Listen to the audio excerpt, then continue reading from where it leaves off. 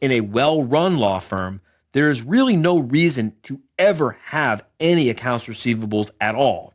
Not if you are using the IOLTA client property trust account the way it was actually originally invented and meant to be used. You're listening to the Profit First for Lawyers podcast, the official companion show to the book Profit First for Lawyers by RJon Robbins. Now, this podcast is for you if you want to bring home more profit while working fewer hours in the office, spending even more time with your loved ones, and turning your office into a lean, mean, profit-breathing machine. So if you're tired of working for your law firm instead of your law firm working for you, stay tuned for some really practical insights that will get you the results you've always wanted. It's time to put your BS aside for the next few minutes and put yourself, your family, your firm, and your profit first. Welcome back to the Profit First for Lawyers podcast. I'm your host, Carly, and today I am lucky enough to be in studio with one of our fabulous members, Ed Gegan. Ed, welcome to the show. Hi, Carly. Thank you for inviting me. Oh, I'm so excited. You've been on my list for the last year, and we finally had spot and space and time, and so I'm super stoked that you're here with me today. Do you want to go ahead and give us your magic statement, introduce yourself, and what do you do? How do you make the world a better place? Sure. My name is Ed Gegan. I help good parents who worry become great parents who plan because I'm an estate planning attorney. I also do business litigation, but the stuff that I really enjoy doing is the estate planning side. I'm originally from New York, but now I'm practicing solely in the great state of Florida, where it's always sunny.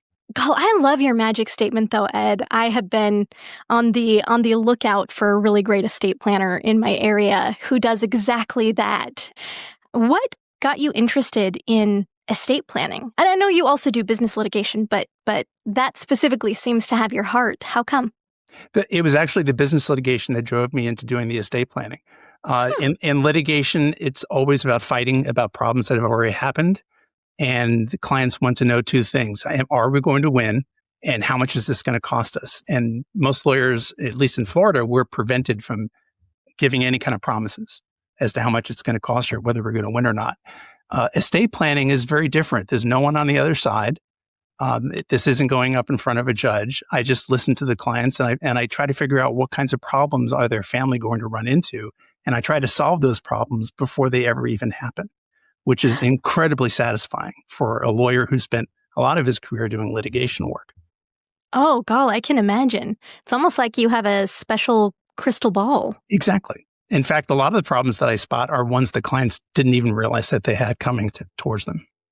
Oh, that is so great and really necessary. The more I learn about estate plans, the more that I am convinced that that's one of the most loving things that you can do for your family at any time is to make sure that you have one. I agree. That's so great. Obviously. Yeah, you do. Well, hey, I know that we've got so much that I want to talk to you about today. Before we kind of get started and jump into that, because I know you brought a particularly beefy clip today, Ed, do you want to go ahead and give us a little bit of your profit first journey? How long have you been taking your profits first? And then give us a little teaser of this clip that you brought. Sure. I'd actually read the original Profit First book by Mike Michalowicz, and I first started trying just basic implementation, tried to take some money out of profit, and I really kind of used it as a security blanket.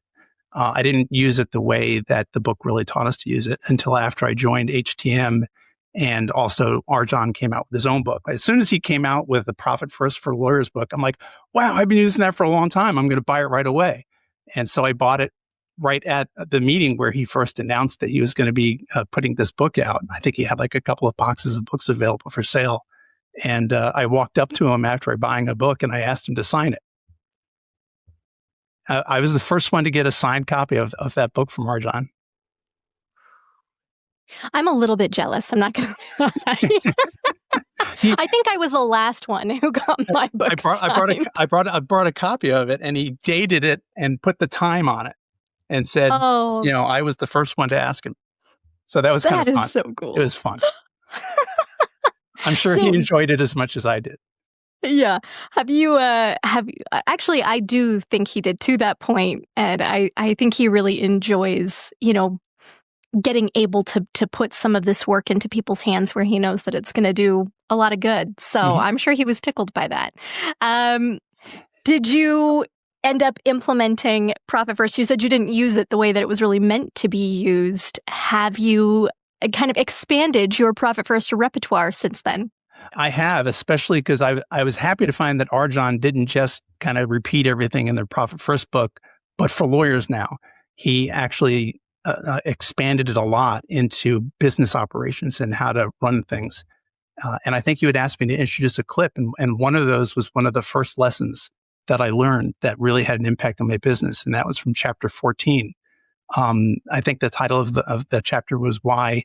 Now, was it when you take your profits seriously? And it was talking about the impact of accounts receivable on your firm.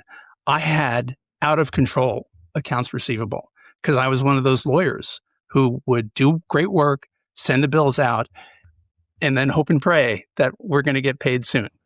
And I learned through the Profit First book and with RJon with HTM that the IOLTA accounts are supposed to be used to actually take in payments first, and then you pay yourself out of the IOLTA account. After I implemented that, I have virtually zero accounts receivable at this point. Yes, Ed. Oh, I really, really love that. I hope that lawyers out there who hear that phrase, virtually zero accounts receivable, are paying attention to that, because that is an incredible feeling. Well, and unusual from what I hear. I mean, really for any industry, I don't know that until I started working with how to manage a small law firm, I don't know that I'd ever worked for a company that didn't have AR in some form or another. So Right. I think that's cost kind of of doing business. Yeah, that's kind of a revolutionary thought, even though that's a little sad. It's good for clients. It's good for customers too, because companies that have high AR have to build that into their pricing because they know we're only going to collect 80% of what we bill out. I collect 100% of what I bill out, so I can charge fairer prices. Oh, okay. I am really excited to showcase this clip then. For the folks who are listening, this one is a little bit longer than we normally play for an interview segment. But it's really interesting. So I hope that you lean in. RJon's going to talk about some numbers. Don't get scared off by the numbers. This clip could be the difference between having a very profitable firm and a firm that eats your profits and sends you home broke. Let's roll it. Let's say your law firm has a great client A, who really relies on the law firm to deliver $10,000 worth of high quality work, except client A doesn't pay their bill. Keep in mind, you already spent $3,300 on salaries to do the work for the client. Another $3,300, around 33%, was probably spent on marketing, sales, rent, insurance, and other things like that. Only $3,300 of the $10,000 is really profit, except the client owes you the full $10,000. They didn't say, well, I think I'll pay you for your labor costs and for my share of your operating costs, and I'll only stiff you for the 33% of profits you're expecting to make. That's not what they said. They stiffed you on the whole bill. That's bad enough. Buckle up, because it's about to get worse. Client B comes along and also gets $10,000 of productive work from the law firm, but client B pays their bill. Keep in mind the firm incurred another $3,300 in labor cost related to client B's case or matter, and the firm will allocate the next $3,300 from client B to cover other costs of running the business, like insurance and rent and all the things we talked about before.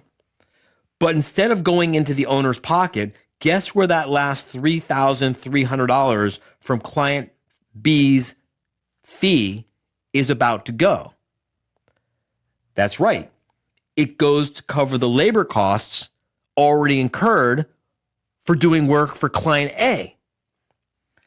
And now, guess where the money comes from to cover the firm's business expenses that should have been paid for out of revenues collected from client A? You guessed it.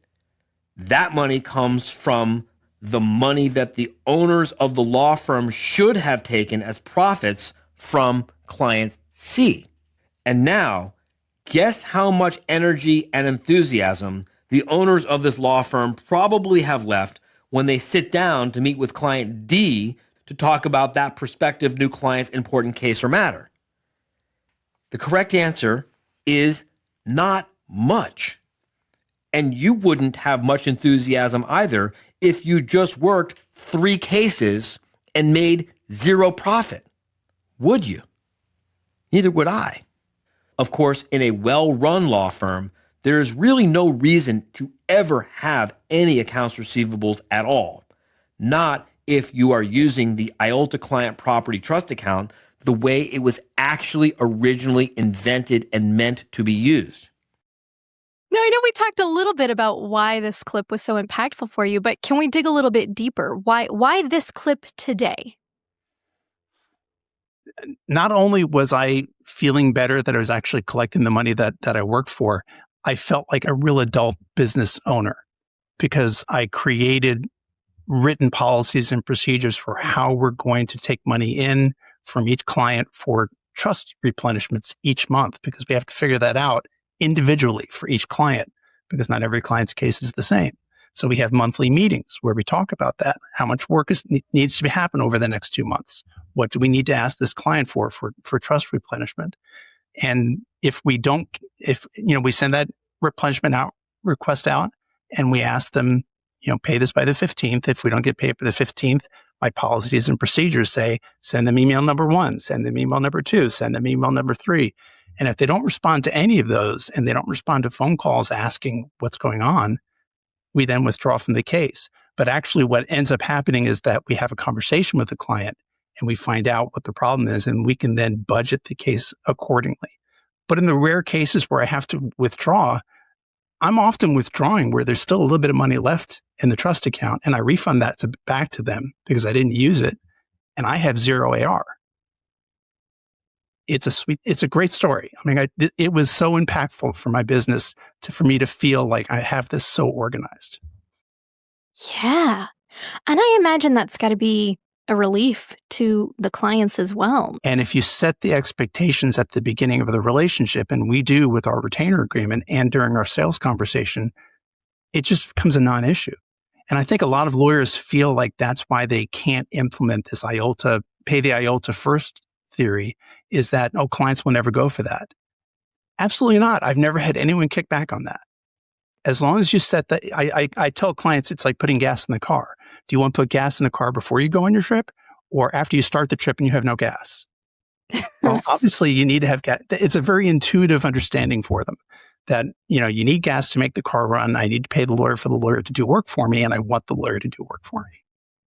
Yes. I heard a similar analogy once that's always stuck with me since I was a teenager. Somebody said, it's almost like standing in front of your fireplace and saying, give me heat and then I'll give you wood.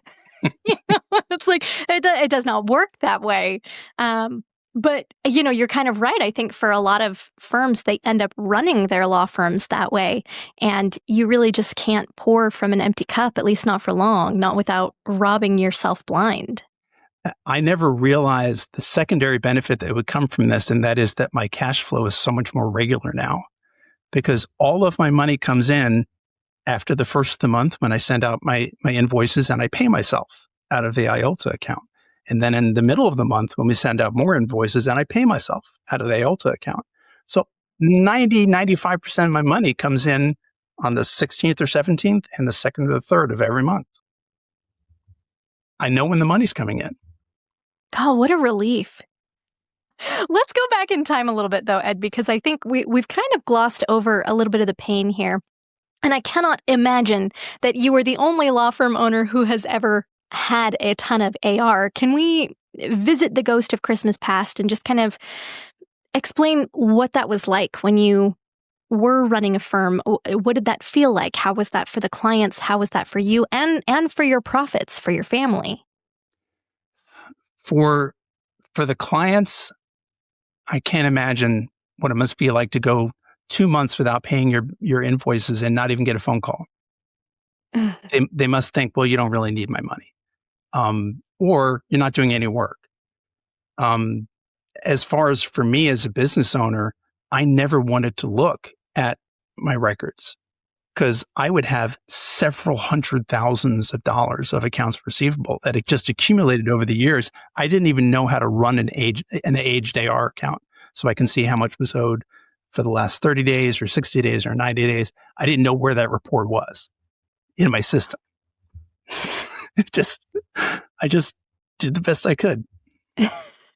You know what makes me laugh about that a little bit, Ed? One of the few negative reviews, well, I wouldn't even call it, one of the few neutral reviews that we've gotten online about Profit First for Lawyers was somebody who was like, this is such basic stuff. Who doesn't know how to run an aged AR report? This boy right here. But I do think like sometimes you don't know what you don't know until somebody points it out to you.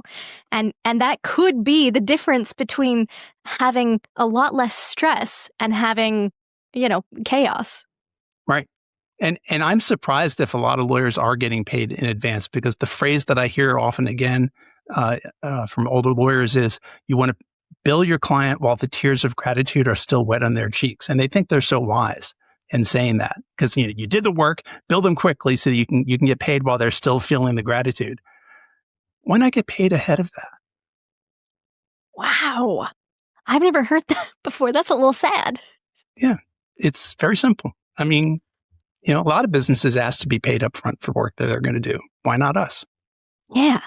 When you started implementing this, give us a little bit of tactical experience here, right? Like, what does that look like in real time for your clients? You've talked about the email. Can you take us through kind of the storyline, the messaging that you send out so that maybe our listeners can swipe and deploy? Sure. It starts with the sales conversation to set expectations correctly. When you tell them what the hourly rates are, or what the flat fee is, or, how we're going to be letting them know what we do, you let them know that we ask you to pay us up front. That money belongs to you, not to us, until we earn it. And once we earn it, we pay ourselves, and then we ask you to replenish that account, like putting gas in your car, so that we can keep on going. So they know right away that's how it works, and that's what it says in the retainer agreement that they sign. So it's all nice and legal, and we disclose to them how this works. And then when we send out the invoices, again, we say, this is how it works, and we ask you to pay it by a certain day. And then the reminder emails, I created a system so it was like super simple. I don't do any of this. My employees do it. So I have a word for word email that goes out on the 16th of the month, and then a word for word email that goes out on like the 22nd or something of the month, and then another one that goes out just before the 30th of the month. And my employees just copy and paste it. This is, the third email you've received. The second email, is everything okay? If we don't hear from you, we're going to have to withdraw from your case, or we're telling the legal team to cease work on your file. If we don't hear from you, we don't want to have to tell your legal team to stop work. Please let us know if you need to have a conversation with your lawyer. And then the third email goes out if we haven't heard from them, and it's even more sternly worded. And it says, we're telling your legal team to stop doing work. Please get in touch with us. And then the lawyer is supposed to contact the client before we actually withdraw from the case. And what we find is that the clients had an issue or had a problem, or they need to budget the cost of the litigation out. And we can help them do that, but only after we have that conversation with them. If we don't send those emails out, then we never have that conversation. And then it just grows, which is probably additionally stressful for the client. And my staff likes it better. My staff doesn't have to worry about collecting invoices or having uncomfortable phone calls. They just send the email out, and then money magically comes in. It's so much simpler than you think. Like I said, I have my AR for the last 30 days is $191. Wow. For the last 60 days, it's $2,800, and that's high because I had one client who filed bankruptcy. Normally, it's zero. It's simple. If you just set up the system, and there was a growing process where I needed to remind the staff and retrain the staff and tell them how important it is that we send the emails out. But now I don't even have that conversation with them. It just happens. Oh, what did you do for your legacy clients? Did you just build them on the old system and you did all the new clients on the new system, or? I think we started them on it afterwards, but we did eventually get everyone over to the new process. And I guess I expected that it was going to be more of a problem because I didn't set the expectations early in the relationship. But honestly, I don't remember ever experiencing any problem, even with existing clients. It just never came up. People don't have an objection to paying for the services that they're getting. So it's a fear that we have that if I ask to be paid, they're not going to want to do it and they're going to get angry at me. And I don't want them to be angry at me. So I don't want to have that conversation. But that hasn't been your experience. Nope. Yeah. Not a single problem. In fact, it's quite the opposite. If you ask for the payment when it's due and they don't pay it, it starts the conversation earlier in a relationship where you can actually still do something about it. If you don't have that conversation until you have 2 or 3 invoices that are unpaid, now it's a situation where you don't want to work with them anymore.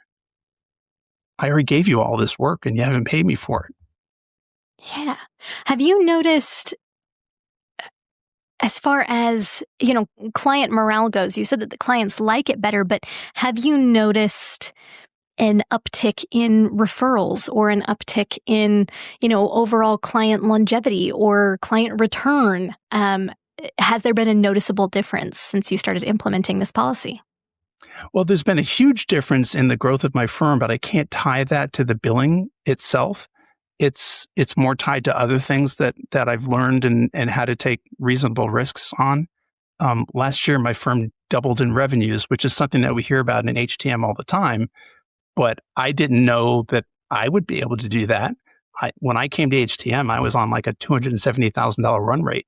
So that was really small as a law firm. Now I'm on a run rate to break $1 million by the end of the year. And I can't tell you how happy that makes me. Ed, that's great. And remind me again, when did you join? Oh gosh. Must have been 3.5 years ago. 3.5 years from 270 to breaking the 7-figure barrier this year. I mean, we do hear those stories all the time, but that's still really, really exciting. Yes. I am very excited to watch you get your hammer.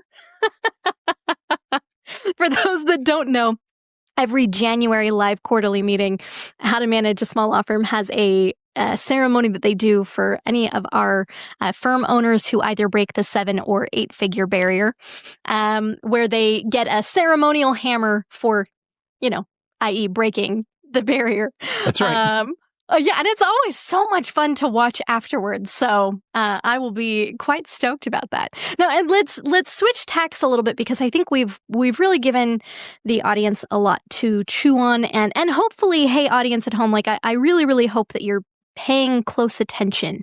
And if there's any discomfort that you're feeling about the thought of asking or having these conversations with your clients, I really hope that you sit with that for a second and try and figure out where that's coming from.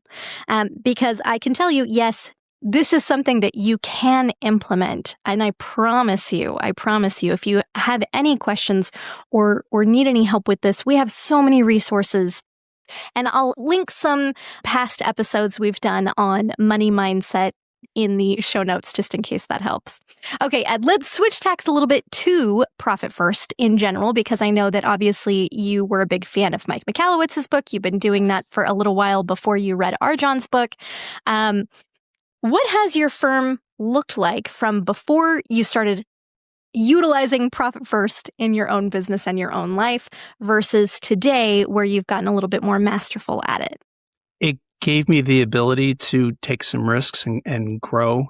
Probably the biggest effect that it had was last year, where I knew I needed to hire someone. My fractional CEO was telling me, you need to hire a lawyer, And I've hired a lawyer in the past and I got burned. I lost money. It just wasn't working out. So it led to uncomfortable conversations. And I knew I needed to do it. I didn't want to do it. So I let my Profit First account accumulate from month to month over about a period of 6 months because I felt like I needed that warm, fuzzy blanket to keep me warm at night for when I actually hire someone. And when I got up to that level where I felt comfortable, I went ahead and hired someone. And lo and behold, I found out I had enough work to give them, pay for my overhead, take profits for myself without using any of the Profit First money. And when I had this conversation with my CEO, she said, okay, well, now take the money home. I said, all right, how much? She said, well, you should take all of it home. It's your profit. And I said, really? So I can just take the whole thing that I've been saving up for 6 months and just take it home all in one shot? And she said, yeah, that's what it's for. That's what the Profit First account is for. And my wife at the time had been trying to buy a Tesla that just came out. She'd been waiting for like 2 years for it. And she's a stay-at-home mom. She had no independent income of her own, and they would not give her a loan because she just didn't have her own outside of the house job. And she was so discouraged that they wouldn't. She wanted to go buy it by herself without someone else having to co-sign a loan. And I said, you know what? I'm taking home enough money this week to pay for the car in cash. So why don't you just go buy the car and pay cash? And she did. And she absolutely loves her Tesla today. And we didn't have to take money out of savings. We didn't have to take out a loan. She just drives it, or it drives her. Did she come home with like the biggest smile on her face? She smiles every day. Every day she talks about the new software update or how it handled this situation on the road because she has the full self-driving thing. It's like the biggest delight for her to be able to drive this thing around. She loves it. Oh, that's so fun, Ed. And just getting to kind of take it all in one go. I kind of love that you got the opportunity to kind of go wild, get your security blanket and then take it home with you. That was a fun week. Yeah, you got to pay your own bonus. That's right. That's so fun. So what would you say then? One of the things that we hear all the time is that law firm owners are kind of scared to take their profits first because they think, well, my business isn't profitable, or, my business can't afford for me to take my profit first. What are some things that you would say to law firm owners who are scared to make that leap? When you take the Profit First money out and you put it into a separate bank account, it didn't disappear. It's still there. And I would challenge people to just try it. Take 5%. Let's assume your business is only going to make a 5% profit. At least start. And then if you need the money, go put it back in. But at least you've done something to take your profits first. And I guarantee you, if you just take a little bit at first and then grow it a little bit more and then grow it a little bit more, you will find that you actually do have a profitable firm because you will see your operating account going down faster than it would have. And you will take the actions that you need to take in order to get the firm working the way it's supposed to work. It's just natural. It's the stuff that you would have done if your operating account was heading towards zero anyway. You were going to solve the problem. You're not going to stop eating. You're not going to become homeless. You will fix the problem. It helps if you experience the problem faster by taking your profits out. Thank you for bringing this today, Ed. If I were to kind of distill everything that we spoke about today so far, I think number one would be, take a look at your financials. And if you've been avoiding your AR report, or if you don't know how to find it, heaven forbid, if you don't know how to find it, please, oh please, click the link in our show notes and talk with one of our bookkeepers that do not suck. But an aged AR report really is like bare minimum. Do not put up with anything else. But go and look at your report. And then make sure that you are looking at your systems and your policies, your processes around billing, client billing. I mean, as you've heard Ed say quite a bit here, right? It's better for the clients. The clients are happier. Employees, your staff will be happier. And obviously, you're going to be an awful lot happier because you're not going to be paying for the next case with the profits from the previous case, or that the previous case should have allotted you. And then number 3, I would say, go all in with Profit First. Just try it. Nice and slow and easy. Right? Start slow, let it grow, put it aside, Keep it there as a security blanket if you need to for a little while. Trust the process here a little bit. You will have a much better time, a better business, and a better life. And this is something we've seen over and over and over again. It just plain works. Did I miss anything, Ed? Anything else that you want to add to that? I like the phrase, trust the process. It's like dieting or exercise. Just trust the fact that veggies are good for you. Yeah, if you eat one head of broccoli, you're not suddenly going to be healthy.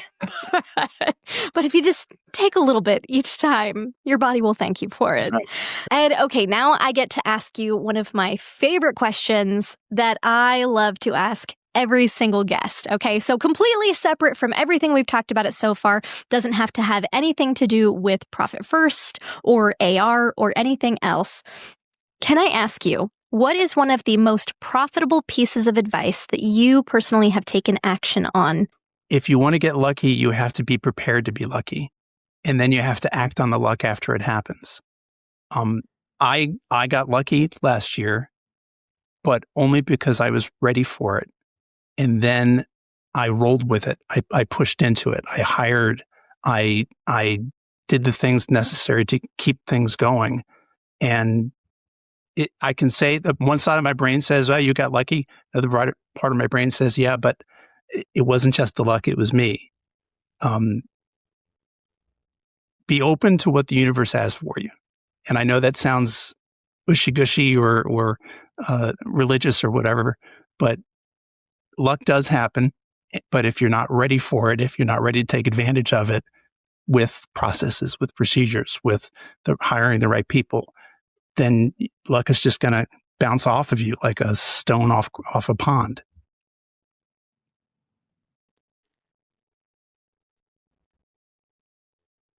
Sorry, I need a second to take that in. I was not expecting profound, which I probably should have, I guess. You have to prepare for luck. Luck happens, but you still have to be prepared to receive it so that you can utilize it to its utmost, right? Yeah. No one's going to just drop $1 million in your lap, but the opportunity to make $1 million might come your way through sheer luck. You just need to be ready for it. Oh, that's so good.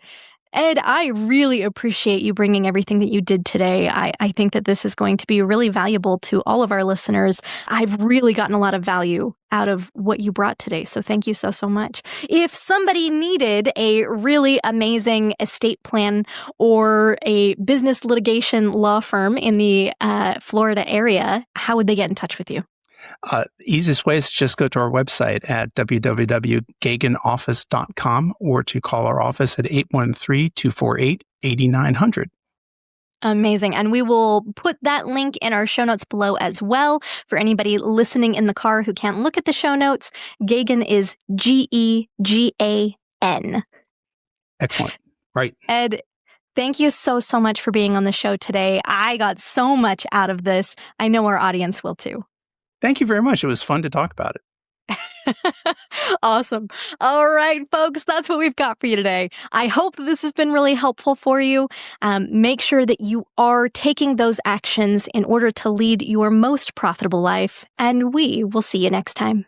Thank you for joining us on another episode of the Profit First for Lawyers podcast.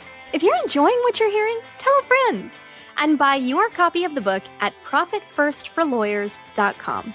Your future self will thank you for it, and we will see you next time.